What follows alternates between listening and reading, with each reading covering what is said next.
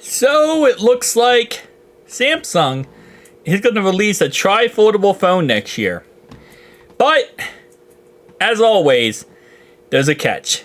And the catch is, it's probably only going to release in China, kind of like their Z Fold 6 special edition this year was, where if you're not inside China and you're not in that limited unit who are going to be able to actually buy the phone, it's not going to be really that important. So, low risk, high reward for Samsung.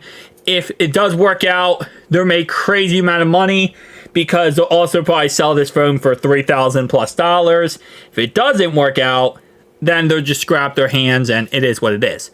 Samsung is apparently thinking about launching a tri-foldable phone next year. Samsung Display and its partners are reportedly ready to produce this device, but the final decision depends on Samsung mobile unit. News comes a few months after Huawei became the first manufacturer to offer a tri-foldable phone. And we already know that Honor's also releasing a tri-foldable phone.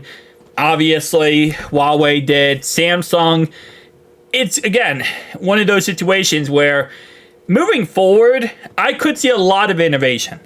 A lot of innovation from Samsung for phones that we're not going to ever be able to get, see, or even touch. So, is it going to be something? Yeah. Is it going to be exciting? Probably. Is it going to ever hit the mainstream market or work out? Absolutely no. I still will stand my ground on tri-foldable phones. I don't think they'll ever be successful.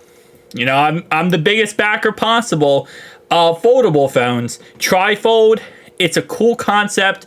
It's a cool idea. But because of durability issues, because of price, it's just never going to hit the market correctly. If you wanted to sell a tri-foldable phone, you have to sell, again, the market. You have to sell the consumer on this phone's not going to break. There's not any problems, not any issues, which for a first-gen product is almost impossible to sell. I mean, Microsoft tried to with the Surface Duo 1, and that was a buggy mess. Hardware-wise, great, but software-wise, a buggy mess.